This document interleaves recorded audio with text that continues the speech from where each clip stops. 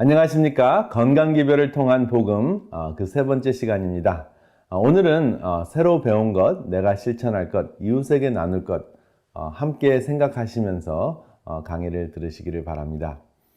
내 가족이 우울증이라면 여러분 어떻게 생각하십니까? 첫 시간은 후성유전학을 통해 유전인자가 우리의 운명을 결정하는 것이 아니고 우리의 습관이, 우리의 선택이 운명을 결정하는 것이라고 나누었습니다.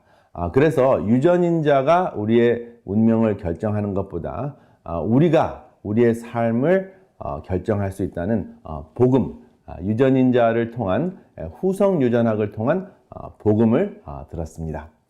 둘째 시간은 몸과 마음의 질병의 원인이 되는 염증, 몸속의 불에 대해서 말씀을 들었고요. 그 해결책을 알아보았습니다. 오늘은 코로나 블루와 같은 우울증의 해결책에 대해 나누어 보겠습니다. 누구나 우울감은 종종 있습니다. 내가 이렇게 살아서 뭐 하지? 있어도 그만 없어도 그만 아닌가? 그런 생각이 지속이 되는데 만약에 2, 3주 정도 이러한 생각이 지속이 되면 우울증으로 진행될 수도 있습니다. 그래서 오늘은 나나 내 가족이 임상적인 우울증인가? 이것을 살펴보고 해결책을 찾는 시간을 갖겠습니다. 우울증 증상은 아래 9가지 정도가 있는데요. 그 중에 5가지가 해당이 되면 임상적 우울증이라고 할 수 있습니다. 첫 번째, 거의 하루 종일 우울하다. 두 번째, 삶에 낙이 없다. 세 번째, 체중이 감소가 되거나 증가한다. 네 번째, 불면과 과수면증에 시달린다. 다섯 번째, 정신운동성 초조증이 있거나 지체증이 있다 하는 것입니다. 근데 여기 보면은 정신운동성 초조증이라는 것은 여러분 혹시 어떤 사람이 앉아 있는데 무릎을 덜덜덜 떠는 그러한 사람을 보셨나요? 그것이 바로 정신운동성 초조증입니다. 조금 말이 힘들죠? 그리고 만약에 누구에게 부탁을 했는데 굉장히 행동이 느리게 움직인다. 또 아침에 일어나는데 침대에서 나오는 시간이 너무 오래 걸린다. 이것이 바로 정신운동성 지체증입니다. 그리고 6번째, 지나치게 피곤하거나 에너지 상실감을 느낀다 하는 것입니다. 그리고 7번째, 내가 무가치해지고 항상 내가 잘못했고 죄책감에 시달리는 그러한 현상이 생기고요. 8번째, 집중이 되지 않습니다. 책을 읽어도 읽은 거 또 읽고 또 읽고 하는 그러한 현상이 일어나고 또 무엇을 기억해내야 되는데 전혀 기억이 되지 않는다면 집중력 감퇴가 된 것입니다. 그리고 마지막으로 죽음에 대한 생각을 굉장히 많이 하고 계획까지 합니다. 만약에 그렇다면은 우울증입니다. 그리고 처음에 이야기한 그 2가지, 거의 하루 종일 울면서 보낸다, 우울하다. 그리고 두 번째, 삶의 낙이 전혀 없다.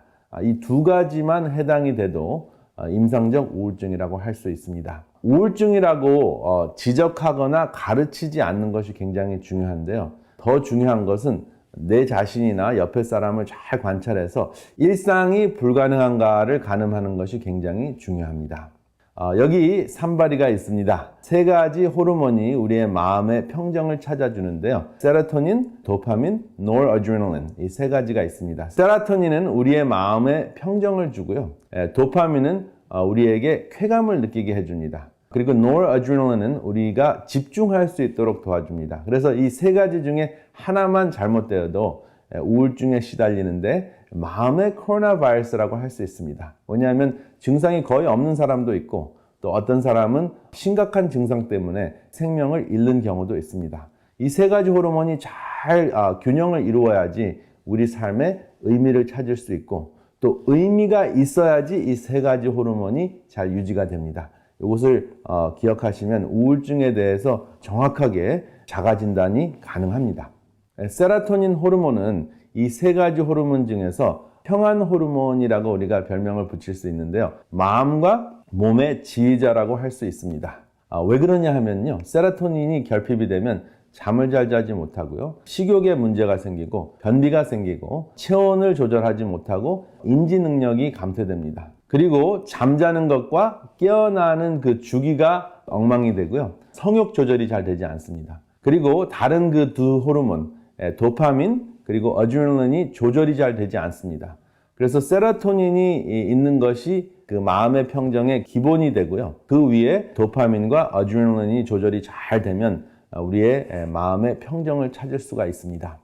그러면 먼저 감정 조절을 힘들게 하는 음식들이 있는데 육식과 우울증인데요. 여러분 들어보셨나요? 육식이 우울증에 기여를 한다는 과학적인 사실이 밝혀졌습니다. 그래서 붉은 고기, 생선, 닭고기 이러한 것들을 섭취하는 사람들은 우울증에 걸릴 가능성이 높다 하는 것입니다. 반드시 그런 것은 아니지만 우울증이나 감정 컨트롤이 잘 되지 않는다 하는 것입니다. 그러면 어떤 문제가 일어나는 것일까요? 닭고기, 계란, 쇠고기, 돼지고기, 생선을 주기적으로 섭취를 하면 신경계에 염증이 생깁니다. 그래서 신경계에 염증이 생기면 마오라는 효소가 증가하는데 이 마오라는 효소는 세로토닌과 도파민과 아드레날린을 감소하는 역할을 합니다. 그러니까 마음의 평정을 이룰 수밖에 없는 것이죠. 그래서 육식을 많이 하는 사람들은 감정 컨트롤이 안 되는 것을 종종 확인할 수가 있습니다. 그래서 피해야 할 3육을 여러분들에게 소개해 드립니다. 여기 있는 그 3육은 세 가지 고기인데요. 닭고기, 쇠고기, 돼지고기입니다. 육식을 했을 때 염증을 없애는 치료제가 있습니다. 그리고 육식을 하지 않는다고 하더라도 몸이 피곤하고 힘들고 또 퇴행성 관절염이나 여러 가지 염증이 몸속에 생겼을 때 또 두뇌 속에는 염증이 생겼는지 잘 모르지만은 감정 컨트롤이 잘 안 되면 내가 염증이 좀 있나 보다 라고 생각하시면 되는데 이때 여러분들이 드실 수 있는 치료제가 있는데 바로 강황가루입니다. 강황가루 안에는 그 커큐민이라는 그 보약이 들어 있습니다. 이것이 굉장히 강력한 항암제와 항염 물질 역할을 합니다. 그런데 이 강황가루가 몸속에 잘 흡수되려면 후추와 함께 드셔야 되는데 강황가루 한 티스푼에 후추 한 8분의 1이나 4분의 1 티스푼 정도 드시게 되면 2000%의 효과가 있습니다. 그리고 반대로 염증을 없애는 음식이 있는데요. 한번 살펴보겠습니다. 사과, 베리, 포도, 양파, 녹차 이러한 것들은 신경계의 염증을 감소시킵니다. 그래서 신경계의 염증을 감소시키니까 마오 효소도 감소시키는 것이죠. 마오 효소가 감소되면은 세로토닌, 도파민, 노르아드레날린 이 세 가지 호르몬이 증가하면서 우리 마음속에 평정이 다시 찾아지고 그리고 우리가 평안을 누릴 수 있고 또 기쁨을 누릴 수 있고 집중력이 강화됩니다. 여기 구체적으로 도파민을 증가시키는 음식이 있습니다. 이 사진은 노르아드레날린이라는 그 집중력을 도와주는 물질을 증가시키는 음식들이 있습니다. 우리가 섭취했을 때는 몸속에서는 타이로신이라는 물질로 섭취가 됩니다. 근데 이 타이로신이 몸속에 들어가서 노르아드레날린이라는 그 물질로 변화됩니다. 근데 제가 여기 의도적으로 닭고기가 있는 사진을 선택을 했는데요. 닭고기는 좀 전에 얘기 드린 대로 염증을 일으키죠. 그래서 노르아드레날린이나 세로토닌이나 도파민을 감소시키는 역할을 하기 때문에 타이로신을 보급한다고 하더라도 큰 역할을 하지 못한다 하는 것을 기억하시면 좋겠습니다. 그러니까 여기 아보카도나 바나나나 두부와 같은 음식을 드시는 것, 또 견과류를 드시는 것이 해는 되지 않고 효과만 있는 것을 아실 수가 있습니다. 그리고 트립토판이라는 것이 있는데 트립토판은 이런 견과류나 그 씨앗 종류에 많이 들어 있습니다. 이 트립토판은 뭘까요? 이 트립토판은 세로토닌을 만드는 원료입니다. 그래서 이러한 음식들을 충분히 드시면은 우리가 마음의 평정을 찾는데 굉장한 도움이 되고요. 또 굉장히 중요한 것은 이 음식들은 씹어야 되잖아요. 그래서 특별히 사람 때문에 마음의 평정을 잃었을 때 사람을 씹지 말고 세로토닌을 만드는 트립토판이 듬뿍 들어있는 견과류나 씨앗을 씹으시면 참 좋겠습니다. 마음의 평정을 주는 모든 그 세 가지 호르몬이 다 나오고 또 추가적으로 우리의 마음을 기쁘게 하고 우리에게 도움이 되는 호르몬이 나오게 하는 생활 습관이 있는데 바로 함께 운동하는 것입니다. 이렇게 함께 운동을 하면 세로토닌이 분비가 됩니다. 왜냐하면 햇빛을 쬐일 수 있기 때문에 그렇죠. 그리고 도파민은 신나는 활동을 할 때 쾌감 호르몬으로 분비가 되고요. 또 넘어지지 않고 잘 달릴 수 있고 또 운동을 해야 되기 때문에 집중력을 강화시키는 노르아드레날린이라는 호르몬이 또 나옵니다. 그리고 함께 했을 때 나오는 호르몬 바로 옥시토신이 분비가 됩니다. 이 옥시토신은 함께 할 때 나오기 때문에 어떠한 효과가 있느냐 하면은 포용력을 증가시키고요. 신뢰감을 증가시키기 때문에 정말 힘들고 어려울 때 중요한 것은 이 옥시토신이거든요. 그래서 우리가 힘든 것, 고통과 괴로움을 견딜 수 있는 탄력을 주는 매우 중요한 호르몬인데 함께 운동했을 때 이 호르몬이 나온다 하는 거 기억하시고 코로나 바이러스 이 사태에 좀 떨어져서 함께 운동하는 것 한번 실천해 보시기 바랍니다. 그리고 우울증이 생기는 가장 큰 이유가 무엇이냐면 해결되지 않는 스트레스 때문에 그렇습니다. 마음속에 염증이 생기고 자포자기하게 되고 우울감이 우울증으로 진행이 됩니다.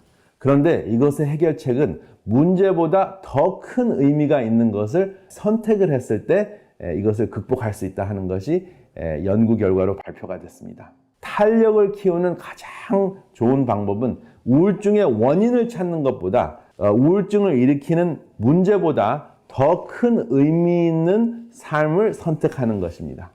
그 삶을 선택하는데 굉장히 중요한 것이 필요한 삼육입니다.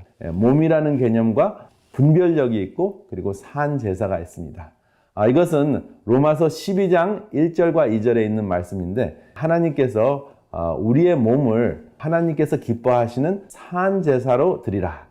이것이 너희가 드릴 영적 예배니라 라고 말씀을 하셨는데요. 그리고 분별하도록 하라고 말씀을 하셨는데 바로 이것이 우울증을 극복하는 굉장히 중요한 삼육입니다. 이 중에서 가장 중요한 것이 무엇이냐면 산제사인데요. 영어로 산제사 하면은 living sacrifice잖아요. 구약 시대에는 죽은 dead sacrifice, 짐승을 잡아 죽여서 하나님께 예배를 드렸습니다. 하나님께 헌신의 표시를 했습니다. 사죄하는 예식을 드렸는데 이제는 예수님께서 십자가에 달려 돌아가셔서 우리에게 구원을 주신 그 이후에는 죽은 제사가 아니라 산 제사를 드려야 하는 것이죠. 그것이 바로 섬김의 삶입니다. 그러니까 우울증을 일으키는 스트레스나 문제보다 훨씬 더 큰 것이 무엇이냐면 누군가에게 필요한 사람이 되는 것입니다. 제가 첫 번째 시간에 그 삶의 의미를 찾는 가장 중요한 것이 거창한 것에 있지 않고 옆에 있는 사람보다 조금 더 힘을 내서 그 사람에게 필요한 사람이 되는 것이라고 말씀을 드렸죠. 근데 바로 이것이 산제사의 핵심입니다. 누군가의 필요한 존재가 되는 것이 바로 섬김이고 문제보다 더 큰 것을 선택하는 것인데 섬기려면 옆에 있는 사람보다 또 주위에 있는 사람보다 낮은 곳을 찾아가면 됩니다. 더 낮아져야 되거든요. 왜냐하면 높은 곳으로 솟아오르는 분수보다 낮은 곳으로 추락하는 폭포가 더 힘이 있기 때문입니다. 이것이 바로 섬김이요 산제사의 비밀입니다. 그런데 그 낮은 곳으로 찾아가면 바로 그곳에 예수가 계십니다. 파도를 베고 주무시는 예수를 여러분들이 만나실 것입니다. 그리고 바로 그곳에서 평안과 의미를 찾으실 수 있습니다. 파도를 베고 주무시는 예수, 여러분 낮은 곳으로 가셔서 함께 예수님을 만나는 여러분들과 제가 되시기를 이 시간에 간절히 바랍니다.